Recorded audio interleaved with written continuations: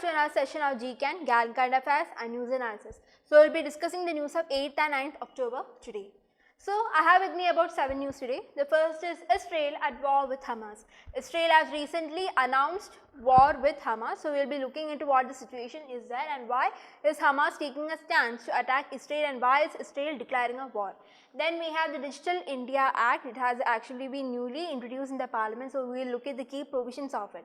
Then plastic waste affect daily life. You know how plastic waste is affecting the daily life, but we will look into some of the key reports given out by IUCN and UNEP about the plastic and what is the condition presently now. Then we have the malaria vaccine. As I have told you in the last class, we have the R21 matrix M newly created malaria vaccine. So, we will look at it, the stages of how the malaria vaccine, its efficiency and such, we will be looking into it. Then we have the Gantic Dolphins, we will be discussing about it, and then IAF, October 8th has been the Air Force Day, so we will be looking into the parade and what all new changes happen with the Indian Air Force. Then we have the Asiatic wild dog, which is called the Dole. So, the first news, we can see Israel at war with Hamas. So, if you can see here, so these are the key areas where the fighting is happening now presently in the Hamas region. So, you can see Israel is like almost like this, and you can, this area we can see the West Bank area, and at this area we can actually see the Gaza Strip. So, both this area actually belongs to the Palestine area and the rest actually belongs to the Israel area. So, that is how actually it goes. So, you can see from the map here, this is the map, if you can see, just zoom it in. You have the West Bank region and the Gaza Strip area here, and these are all the points, the important points where which the fight or the conflict is actually taking place. All this area we can see the Hamas gunman is gone, then this area we can actually see the rocket strikes and Israeli airstrikes happening at this area. So, in total Israel completely is covered with strikes. That is how the war is going. So, the history, there is a history regarding this war. There is not a new war that has happened since 2020. There is actually over a century of conflict that is actually happening in this area. So, if you are looking at 1918, this is the area, this is the time period when the World War I was over. When the World War I was actually over, Ottoman Empire came down.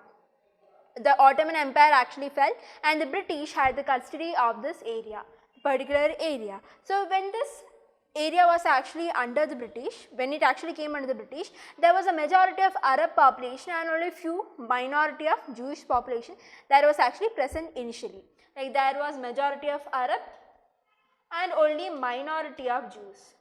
But between 1920s to 1940s, the number of Jew population actually migrated from all other parts of the world and they actually started coming and started inhabiting in this area and they started demanding for a separate area or a motherland. In the 1947, what happened is that after the World War II, the United Nations was actually created. The United Nations actually gave out a two-nation theory. That is how we can see a two-nation theory, how there will be actually division between the Jewish population and for the Arab population. The particular area like West Bank, Gaza Strip would be actually going to the Arab population and the rest of the area for the Israel population. And the key area called the Jerusalem will be actually under the international community. The Jerusalem, the key holy city, will not come under the contact of the Arabs or the Palestine, but that will be actually under the international convention or order. But this was actually, this two-nation theory of United Nations was actually never implemented. So, since then there was actually a lot of issues going on, and in 1948 what happened is that the British suddenly withdrew because there was the process of decolonization happening in all the part of the world and British actually gave away. So, when the British actually withdrew from this particular area, the Jews suddenly went on and created the state of Israel. So, that is how the Israel has been actually created. But with the sudden stance of the creation of Israel, many of the Arab states, especially Saudi Arabia, UAE, they actually did not accept this Jewish Israel state actually initially. But now we can see some of the growing relations happening between Saudi Arabia and China and USA and such. We can actually see there is a growing interaction between the Arab nations as well as the Jewish nation, that is Israel. So this has been actually a history. Now the 1948 is not done. There has been a lot of issues and war that has been actually going on parallelly, and this particular area where the Palestine is actually residing, the Israel has been actually taking control of their territory and gradually. And since 2020, Israel has been actually conducting a lot of strikes, airstrike and military action against the Palestinians, which actually aroused their anger against Israel. So that is actually a brief history about what is happening between the both. That is a history of conflict, as I have said. So as I have told you, Israel actually created a state of war. Israel and Palestine are in a state of war, and this particular operation that is actually done by Israel is called the Iron Sword. The particular war from the Israel side is called the Operation Iron Sword. So we have to understand why Hamas is actually attacking now. The first thing is that there has been a lot of military action against Palestine since 2020. That's we can see in the 2021-22 time, we can actually see a lot of issues that is actually cropping up. So the thing is that the people are angry because there is a lot of death, there is continuous militarization, like people are tired of this. So the people are genuinely very angry against Israel. Another problem is that the Palestinian government is actually not doing anything. So Hamas felt like it is a perfect opportunity where they can actually rally up the Palestinian people and demand for independence or demand for what they were actually trying to. So the Hamas attacked. That was one of the main reasons why Hamas is attacking now. Another thing is that Hamas actually have the support of Iran as well as Lebanon. So because of it, there is actually a particular backing for Lebanon. And another thing is Israel is at the weakest point right now. Because of it, there is a lot of political struggles or political tussle happening within the economy or within the polity of Israel. The thing is that the government presently is a very rightist government, and they want to undermine the judiciary. Because of it, there is a lot of tussle that has been actually happening between the judiciary and the government, and people here are actually craving for more democracy. So because of which there is a political instability happening within Israel. So Hamas felt like this is the perfect opportunity where we can actually attack Israel. So that is how Hamas actually launched about 5,000 rocket strikes, killing a lot of close to 200 to 1,000 people, because of which Israel was actually forced to declare a war against Hamas. And also we can see like the Palestine was actually in bitter grey, because Palestine, like their Arab population, and for a lot of time they had actually the support of the Arab countries like Saudi Arabia, UAE. But with recent Israel-Saudi Arabia relation that was actually mediated by USA, the Palestine felt that their presence or the Arab voice of the Palestine will be actually undermined. So this was also one of the fear that has actually taken, like Saudi Arabia is a supporter of Arab population, and the Palestine felt that Saudi Arabia, UAE, such Arab countries would be there to help Palestine. But the recent growing nationality or friendship between Israel and Saudi Arabia has been actually affecting this Palestine people, because of which they felt that this will actually undermine their authority or their actually concerns. And also Saudi and Iran, that is mediated by China, this is also not liked. The Saudi and Israel relations is also not liked by Iran. So the Iran and Lebanon actually also support the Hamas. So that is what is actually happening, and why Hamas actually now started a strike or attack of the Israel currently. Now what is India's stance? India supports the sovereignty or the solidarity with Israel. We feel like all this attack that is done by Hamas is actually a terrorist kind of attack. As India, we have a lot of terrorist phenomena happening. India feels the pains of Israel, and India states that India stands with the solidarity of Israel, and all these strikes that is actually done by Hamas is said as a terrorist strike by India. And also we are looking at the problem of dehyphenation, which means that there is a genuine cause for Palestine, and we want the resolution, a proper resolution, so that we can actually ensure peace within the Palestinian area. So that is also brought up by the Indian stance of Indian side as well. So that is the issues what is happening. In the near future we will know more about what is happening there as well. Moving on, we have the Digital India Act. The thing is, initially like in the 2000 we had the first IT Act of 2000 as you might have known. This IT Act was actually created when all this technology or the improving internet was at nascent stage. Now since 2000 till 2003, there is no bigger legislation actually made now. In the 23 years, there has been a lot of significant development within this internet system.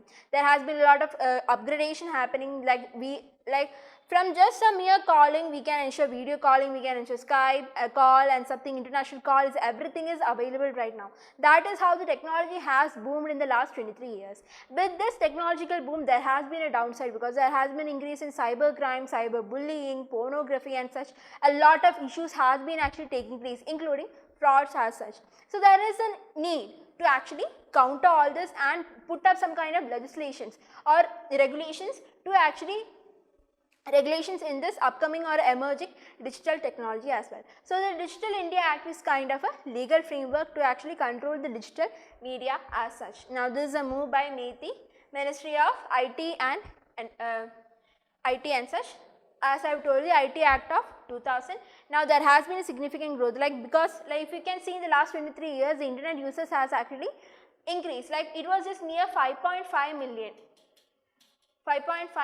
in 2000. Now this has close to become 850 million in 2023. That has been the growth rate in the past 23 years, and because of which it is very important to regulate the digital media. So this bill actually talks about 4 key or 4 priority areas. So let us look into the 4 priority areas. The first priority is online safety and trust. The second is accessibility. The third is guiding emerging tech, and the fourth is renewing the safe harbor principle.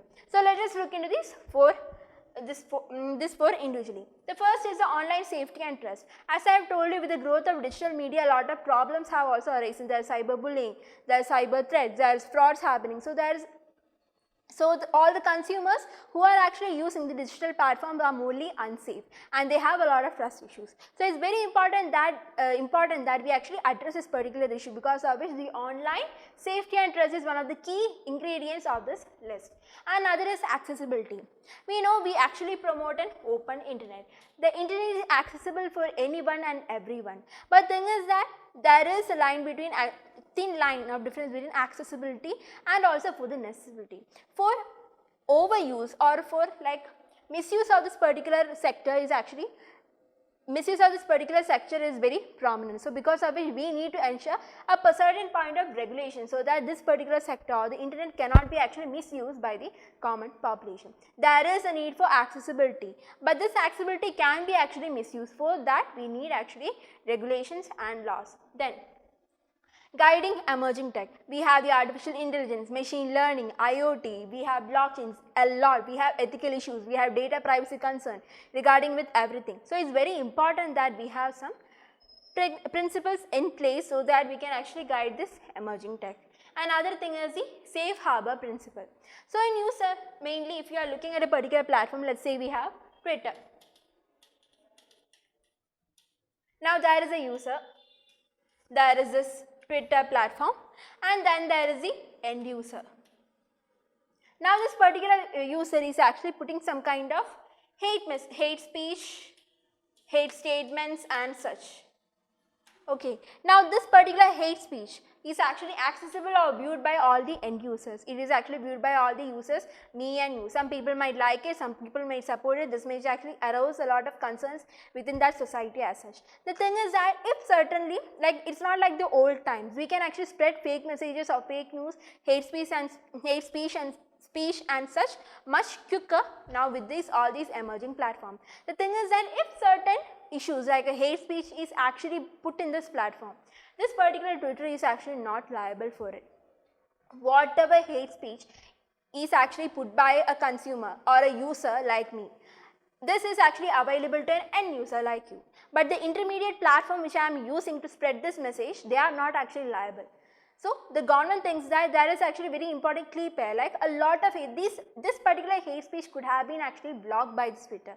So if they have actually blocked this particular hate speech correctly in time, this will not have reached another user, and this would have been blocked till then and there. It won't have actually created a lot of issues within the society.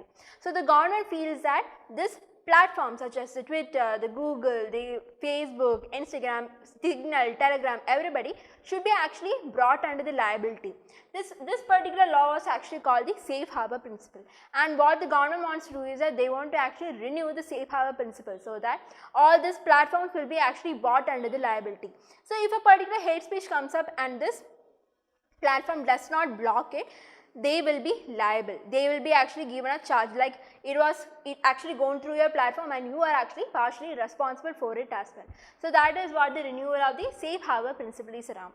But these are all four actually good areas, but there are two issues primarily with this guiding emerging tech as well as the renewal of safe harbor principle. So if you are looking up the guiding emerging technology, even Elon Musk has said that artificial intelligence should be regulated.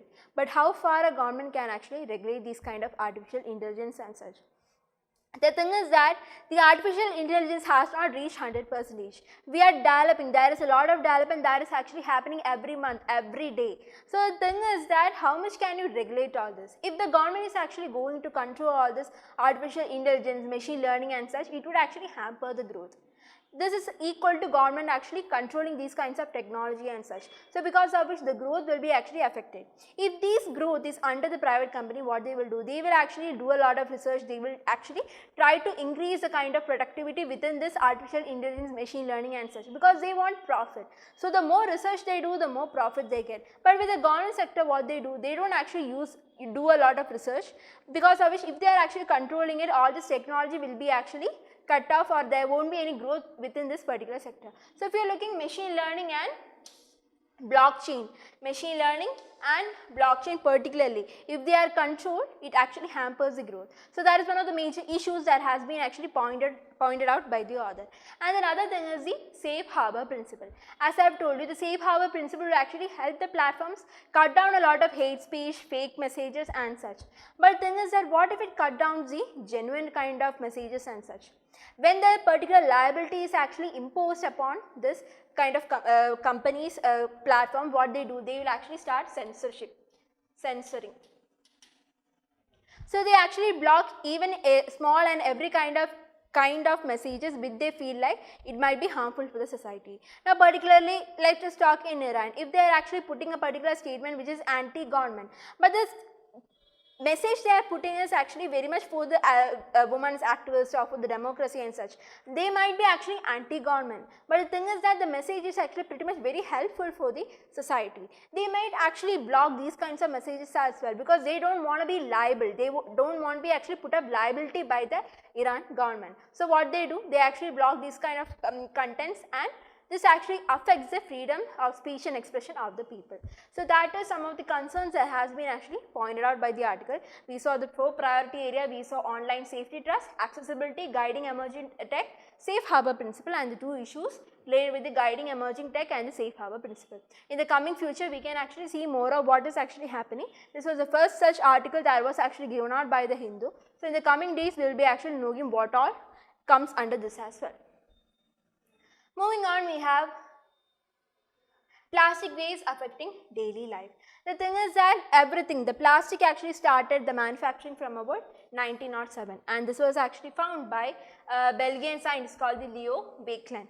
What he did is he started manufacturing it a lot, and this started widely circulating all around the planet. Now this was actually, the plastic was used in TVs, in cameras and everything, and it actually gained popularity a lot. But with that popularity, or with that simplicity of life, with the plastic came the downfall of the plastic garbage system that get accumulated. So as per UNEP, the United Nations Environment Program, it stated that every day we release about 2000 truck worth of garbage into the oceans, into the water, into the lakes and such. So that is how much the quantity of plastic is actually released into the water system. The UNEP points out that every day the equitable of 2000 garbage trucks full of plastic is actually dumped into the world for rivers and such. Now over time, this plastic actually gets converted into microplastic which has actually size less than 5 millimeter.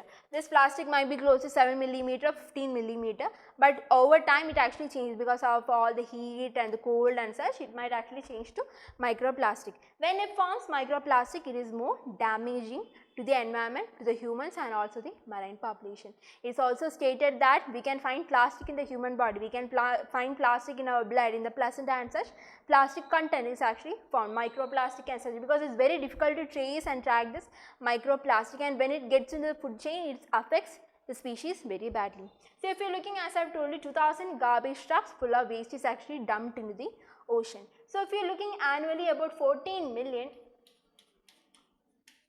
tons of plastic waste is actually released into the ocean.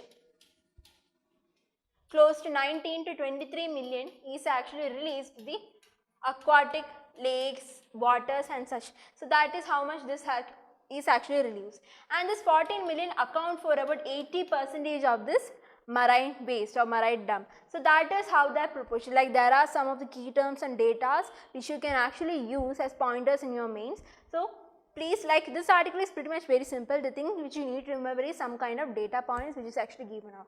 So this is actually given out by IUCN. The IUCN actually states that about 14 million of waste is actually released into the ocean annually, and this is close to about 80% of all the marine dump. 19-23 million percentage is actually released to the aquatic system. As you can see here, the first line, 40 million plastic waste enters into the ocean annually, and every 19 to 23 million tons of plastic waste leak into the aquatic ecosystem annually. Also this all emit, and this actually creates greenhouse gas emitted by plastic actually affects the global temperature, and because of this we have to actually spend about $300 million annually just to combat this kind of climate change. Now what is the impact? It affects our land and marine species, as you know. This is not biodegradable in nature, because of which it actually contains and pollutes the entire ecosystem and also the marine species. You might have heard about the Pacific garbage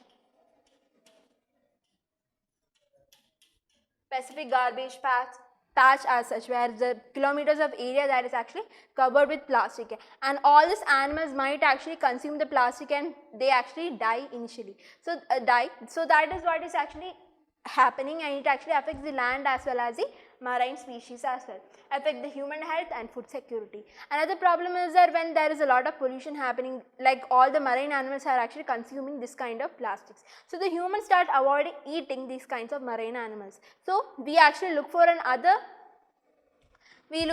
category of food source and consumptions, because of which it actually affects the food security altogether.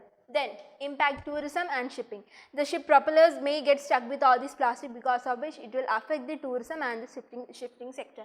Global warming, as I have told you, we have seen how the greenhouse gas, and we are spending about $300 billion annually just to like counter this greenhouse gas. Then microplastic, as I have told you, it is very difficult to track. It actually gets into our food chain and food system very easily, but it is very toxicant, because of which microplastic should be actually avoided at any cost. So the thing is that what we can do, initially it was, we know the motto, use and throw.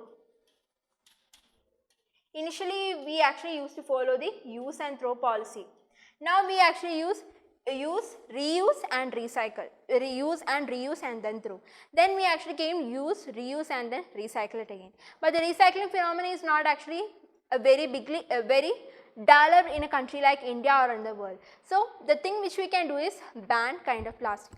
So in India we have actually already banned the single use kind of plastic and such, but the thing is that if we want to avoid such kind of situation in the future, it's like we can actually avoid using plastic as such, and we can replace plastic with other kind of materials. So that is what actually the author suggests from the article. Moving on, we have malaria vaccine. So recently we got the vaccine R21 Metrixum. This was actually developed by the University of Oxford as well as the Serum Institute in India, and this is actually recommended by WHO as well. Now this particular malaria vaccine was actually tested in 5 sites in the 4 countries. 4 countries like Mali, Burkina Faso, Kenya and Tanzania, like these areas where there is a lot of malaria cases, especially in young children less than 3 years of age. So certain countries like Nigeria, Ghana and Burkina Faso have already approved the use of vaccine for to immunize children below the age of 3 years, like or 36 months. Now this showed actually close to 70 to 75% of efficiency in different months of age of children below the age of 3 years old. Like if you are looking at the below the age, like about 10 months, 15 months, the efficiency was 75%. Then going on, the efficiency was actually close to 73%. So we can say that the efficiency of the use of this kind of vaccine in the children below the age of 3 years is close to 70 to 75% of efficiency. So that is how much this malaria vaccine is actually useful and efficient in this current system. Then as per the WHO, it is said that about 247 million people were actually affected by malaria, and close to 6 lakh people actually died because of malaria as such. And about 25 million children that are born each year, many of them are actually transmitted moderate to high malaria transmission rates is actually also found. So before this particular R21 or metric sum was found, we had the RTS S/ASOL. This is a ASO1. This was actually a vaccine created by USA, and this was actually recommended by WHO in 2021. Now our vaccine which was actually developed in India would be actually replacing this vaccine, because malaria matrix M vaccine is actually much more, it has actually higher, like it's my higher, like we can actually expect higher efficiency in this R21 vaccine rather than this RTS vaccine that is actually produced by the USA. So the Serum Institute in India will be actually producing about 100 million tons of 100 millions of this vaccine per year. So that is the rate of production we will be actually doing in India. About 100 million tons, a million of vaccine will be actually created per year by the Serum Institute of India. SII is Serum Institute of India. So that is some of the key areas of facts which you need to know from this article. Then we have the Gantic dolphin.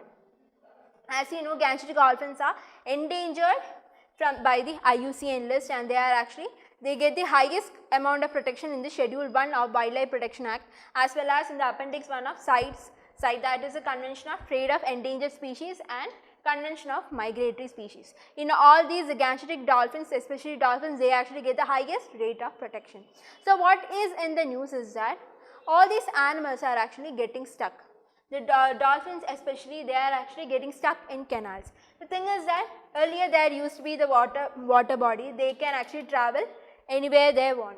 And now there is actually some kind of blockage, dams, canals that are actually created. Now because of it, their habitation is actually fragmented. Especially larger animals and pregnant females, they want some kind of easier target to prey upon. So what they do, they actually enter this canal system or the dam, because of which they get trapped in that particular area. If the water level reduces within that canal area, they get trapped. Another thing which they happen within the canal is that they get heat strokes, and also human intervention also happens, because of which these dolphins could also die. So within this 2013 to 2020, we actually did about 24 rescue operation of this Gantic dolphin from within the canal, but 5 of them actually died. We could only save 19 of those particular species. Now the habitat fragmentation has been a big blow for this particular animal, so it's very important that we actually conserve this animal, because it's already an endangered species, and because of all these land fragmentation and this water fragmentation, habitation fragmentation, this is actually threatening the population of the Gantic dolphin as well. Now we know Gantic dolphin is the national aquatic animal of India. It is also the state aquatic animal of Uttar Pradesh as well. So that is what which you need to know from this article of the Gantic dolphins.